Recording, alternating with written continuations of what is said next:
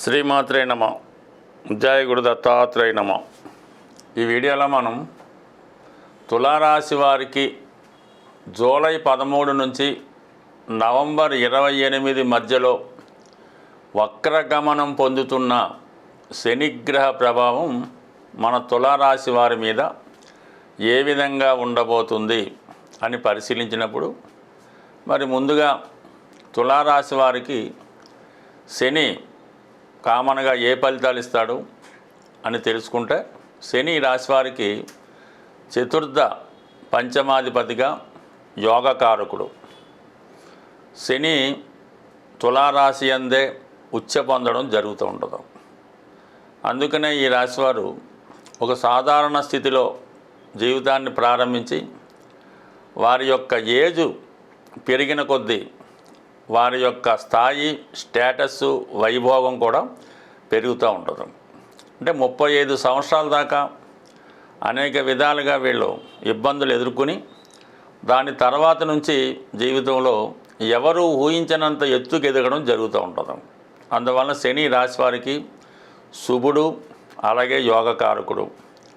అటువంటి శని చతుర్థ పంచమ భావాలకి కారణమవుతూ ఉంటాడు.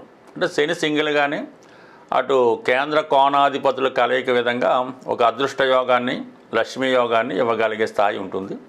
ప్రస్తుతం ఆ శని భగవానుడు 6వ స్థానంలో సంచరిస్తున్నాడు. ఇది అందరికీ తెలిసిన విషయమే.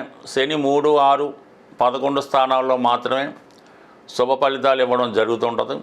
అంటే శని మొత్తం 12 రాశులు తిరగడానికి 30 సంవత్సరాలు టైం తీసుకుంటే, ఒక రాశి నుంచి ఒక రాశికి మారడానికి 2.5 సంవత్సరాల కాలం పడుతుంది.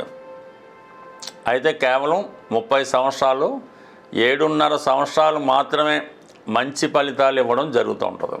అటువంటి మంచి ఫలితం ఇచ్చే 2.5 సంవత్సరాల్లో ఇప్పుడు ఈ తులారాశి వారికి శని 6వ స్థానంలో, విజయస్థానంలో ఉండడం జరిగింది. మరి వక్రగమనం పొందడం వల్ల ఏమవుతుంది? శనికి కొన్ని అదనపు పవర్స్ రావడం జరుగుతుంది. ఈ అదనపు పవర్స్ ఏ విధంగా ఉంటాయంటే, మరి స్వతంత్రంగా తను ఫలితం ఇచ్చే విధంగా ఉంటుంది. అలాగే అదనపు బాధ్యతలు కూడా పెరుగుతుంటాయి అన్నమాట. అంటే ఇప్పుడు 6వ స్థానంలో ఉంటూ 5వ స్థానం ఫలితం కూడా ఇవ్వవలసి ఉంటుంది. 5వ స్థాన ఫలితం ఎందుకు ఇవ్వవలసి ఉంటుంది అంటే, గతంలో మీకు ఈ శని భగవానుడు మన మార్చి 29 నుంచి వెనక్కి వెళ్తే ఒక 2.5 years అదే స్థానంలో ఉండడం జరిగింది. మరి ఆ సమయంలో మీరు ఏవైనా మిస్టేక్ చేసి ఉన్నా, పోగొట్టుకున్నా, పొరపాట్లు చేసి ఉన్నా, అంటే 4వ స్థానానికి 5వ స్థానానికి సంబంధించినవి. 5వ స్థానం అంటే ఏం చెప్తుంది?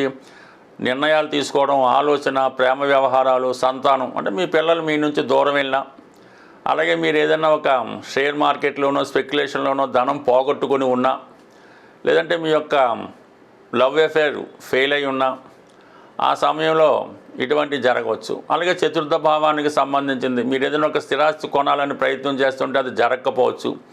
ఒక కారో, ఇల్లో కొనే మీ ప్రయత్నం నెరవేరకపోవచ్చు. సో ఈ విధంగా ఫెయిల్యూర్స్ అయి పోగొట్టుకొని ఉండడం, ముఖ్యంగా ఉద్యోగం లాంటిది ఏమైనా మార్పు కోసం ప్రయత్నం చేసి ఉంటే అవి జరగకపోయి ఉండొచ్చు. లేదంటే ఏదైనా ఒక సినిమా ఇండస్ట్రీలోనో, సాఫ్ట్వేర్ ఇండస్ట్రీలో ప్రవేశించాలనే మీ ఆలోచన దగ్గర దాకా వచ్చి మిస్ అయి ఉండవచ్చు. అటువంటివి ఈ సమయంలో, అంటే 5వ స్థానంలోకి శని భగవానుడు రావడం వల్ల అక్కడ ఉన్నటువంటి రాహుతో కలుస్తాడు. ఈ రాహు, శని ఏదైనా పెద్ద బృహత్ కార్యక్రమాలకి కారణమవుతుంటారు. సినిమా ఇండస్ట్రీకి, రైల్వేస్కి, సాఫ్ట్వేర్ రంగానికి ఈ విధంగా కారణమవుతూ ఉంటారు.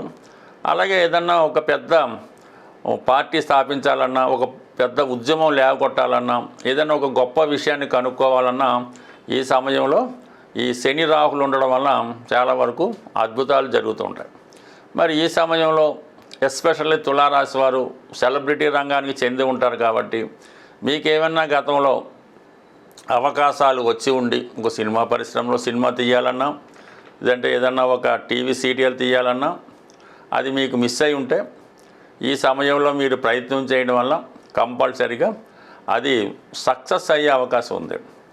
అలాగే ఏదో కారణం వల్ల ప్రేమికులు దూరం అయి ఉన్నా, తిరిగి మళ్ళీ కలుసుకునే అవకాశం ఉంది. అంటే ఈ వక్రించి ఉండడం అర్థం ఏంటంటే ఏదన్నా గతంలో ఈ 10th క్లాస్ ఇంటర్మీడియట్ ఏప్రిల్లో పరీక్షలు పోయినప్పుడు సెప్టెంబర్లో ఇంకొక అవకాశం ఇస్తుండేవారు.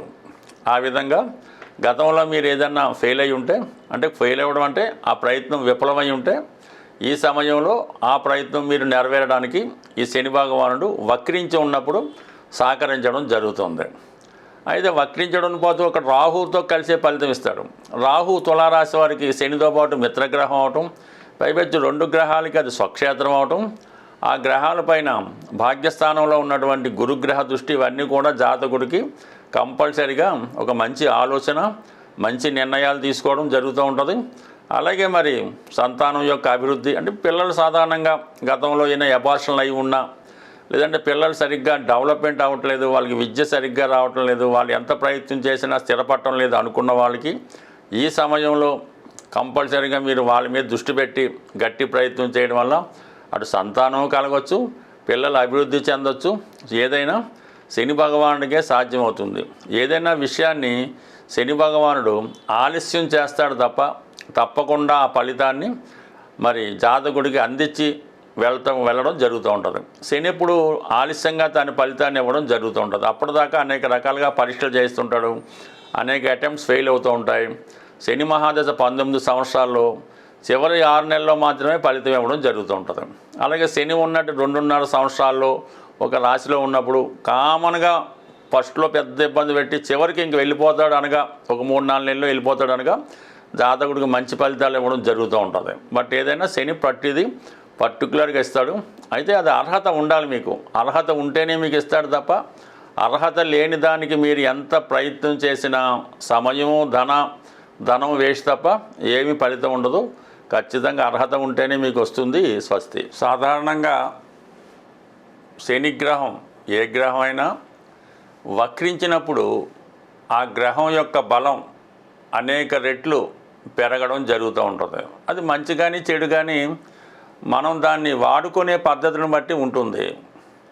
సో ఏదైనా ఒక కత్తిని కూరగాయలు తరగడానికి, మనుషులు చంపడానికి ఎలాగైతే ఉపయోగించుకోవచ్చో ప్రతి గ్రహాన్ని కూడా మనం దాన్ని సాధన ద్వారా మరి ఆ గ్రహాన్ని సంతృప్తిపరిచి మనం అనుకూలంగా మార్చుకోవచ్చు. మరి వక్రించినప్పుడు అవి తొందరగా ఫలితాన్ని ఇవ్వడం జరుగుతూ ఉంటుంది.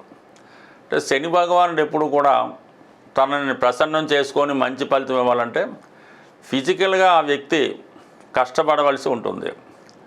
మీరు ఎవరితోనో జపాలు చేయించాం, దానాలు ఇప్పించాం, అలా కాకుండా ఫిజికల్గా మీరు కష్టపడితే శని అనుకూలుడై కంపల్సరిగా గొప్ప ఫలితం మీకు రావడం జరుగుతుంది. అందులో ముఖ్యంగా మీ కుటుంబంలో పెద్దవారు ఎవరైనా ఉంటే, వృద్ధుల్లాంటి వారు ఉంటే వారికి నెంబర్ 1గా సేవ చేయండి. కనీసం వారికి కావాల్సిన మందులు కొనివ్వడం, రోజు ఒకసారి వాళ్ళని పరామర్శించడం, వాళ్ళని నడిపించడం, ఏదైనా మరీ మీకు తోచిన సేవ చేయడం వల్ల ప్రసన్నుడవుతాడు. లేని పక్షంలో దగ్గరలో ఉన్నటువంటి వృద్ధాశ్రమానికి వెళ్ళి అక్కడ ఉన్నటువంటి వృద్ధులకి పరామర్శించో అక్కడ ఫలమో ఏదో ఒకటి ఇవ్వడం. ఎక్కువగా మందులు కొనివ్వడం వల్ల ఎవరైతే వారి యొక్క రోగాలకి మందులు కొనుక్కోలేరో, వృద్ధాప్యంలో ఉన్నారో వాళ్ళకి ఈ మెడిసిన్స్ డొనేట్ చేయడం వల్ల శని భగవానుడు ప్రసన్నుడవుతాడు. ఎక్కువగా యువకులు, ఉత్సాహవంతులు లాంటి వాళ్ళు ఉన్నప్పుడు, అంటే ఇంచుమించుగా ఇప్పుడు 50 వచ్చిన యువకుల్లాగే ఉంటున్నారు, కంపల్సరీగా ప్రతిరోజు వాకింగు, రన్నింగు చేయడం. శనికి సంబంధించినటువంటి కొన్ని వస్తువులు ఉంటాయి, అది మాంసం, ఈ మద్యం, మగువ, ఇటువంటి వాటికి దూరంగా ఉండడం వల్ల కూడా శని మీకు తొందరగా అనుకూలించి మిమ్మల్ని మంచి మార్గం వైపు నడిపించే అవకాశం ఉంది. సో అలాగే ఏదైనా అంటే ఇది కొంతమందికి నచ్చబోచ్చు, కానీ ఈ తల ఒకటి ఎక్కువగా పెంచుకోవడం, ఈ గెడ్డం పెంచుకోవడం, ఈ గోర్లు పెంచుకోవడం, ఇవి 100% తగ్గించుకొని ఎప్పటికప్పుడు ప్రతి 15 రోజులకి ఒకసారి మీరు క్లీన్గా మీ యొక్క ఆచార ప్రకారం సేవ్ చేసుకోవడం, శుభ్రంగా ఉంటే ఇది కూడా కొంతవరకు ఉంటుంది. అంటే మాకు ఈ పెద్దవాళ్ళు, గురువుల ద్వారా చెప్పింది, ఈ జుత్తు ఎక్కువగా పెంచుకోవడం, ఈ గెడ్డాలు ఎక్కువగా పెంచుకోవడం, ఈ గోర్లు ఎక్కువ పెంచుకోవడం కూడా ఇది ఒక విధమైన శని భగవాన్ని ఆహ్వానించడానికి నిదర్శనంగా చెప్పేవారు. అది ఇష్టం ఉన్న వాళ్ళు పాటించండి. ఇంకొక అద్భుతమైన రెమెడీ ఏంటంటే ఇది కంపల్సరీగా పనిచేసి తీరుతుంది. ఇది ఎవరు చేయాలంటే ఇక మా జీవితంలో ఎటువంటి సుఖం లేదు, మనం ఏమీ సాధించలేం, పూర్తిగా అప్పుల్లో మునిగిపోయాం, కోర్టు కేసులు ఇబ్బందుల్లో ఉన్నాయి, మన వల్ల కాదు చేత కాదు అనుకున్న వాళ్ళు ఒక మంచి రోజు చూసుకొని ఏ రోజైనా పర్లేదు మీరు ఏం చేస్తారంటే ఒక పిడికెడు నల్ల నువ్వులు, ఆ పిడికెడు నల్ల నువ్వుల్ని ఒక నలుపు రంగు క్లాత్లో, కొత్త క్లాత్లో ఆ పిడికెడు నల్ల నువ్వులు వేసి అందులో ఏదో ఒక కాయిన్, 5 రూపాయలు, 2 రూపాయలు, 10 రూపాయలు కాయిన్ వేసి దాన్ని ఒక ప్యాకెట్లాగా తయారు చేసి ఆ రోజు రాత్రి మీరు పడుకునే ముందు తల కింద పెట్టుకోండి. పడుకోవడం కూడా కేవలం కింద మాత్రమే పడుకోవాలి. చాప వేసుకోవచ్చు, తలగడ వేసుకోవచ్చు. దాని కింద ఈ నువ్వుల ప్యాకెట్ పెట్టి చక్కగా కింద సింగిల్గానే పడుకోండి, ఎవరితో కూడా కాకుండా. పొద్దున్న తెల్లారడమే మీరు ఆ ప్యాకెట్ తీసుకొని చక్కగా చెప్పులు లేకుండా బయటకు వచ్చి 4 రోడ్లు కలిసే చోట ఆ ప్యాకెట్ వదిలేసి మళ్ళీ మీరు వెనక్కి వచ్చి స్నానం చేసి మీ కార్యక్రమాలు చేసుకోండి. అలాగే ఒక 8 రోజులు నియమంగా, వారం తప్పకుండా నియమంగా ఉంటూ కిందే పడుకుంటూ అన్ని రకాల అలవాట్లు పక్కన పెట్టి కేవలం ఇంట్లో భోజనం మాత్రమే చేయడం వల్ల కంపల్సరీగా మీ యొక్క అన్ని రకాల ఇబ్బందులు తొలగి ఒక కొత్త అవకాశం మీకు రావడం జరుగుతుంటుంది. ఆఖరి రోజు అంటే ప్రతిరోజు వెళ్తే ఏదైనా శివాలయానికి వెళ్ళి దర్శించుకోండి, ఒక విభూతి ధరించండి, అక్కడ కొంతకాలం ఉండరండి. ఈ 8 రోజులు ఈ విధంగా చూసి రండి, చేసి రండి. కంపల్సరీగా మీ జీవితంలో ఒక అద్భుతమైనటువంటి మార్పు రాబోతుంది. అలాగే వీలైనప్పుడు చాలా వరకు ఏదైనా వృద్ధులు పెద్దవారి యొక్క ఆశీస్సులు తీసుకొని ఈ విధంగా చేయడం వల్ల కూడా మీకు తొందరగా శని అనుగ్రహం దొరికే అవకాశం ఉంటుంది. స్వస్తి.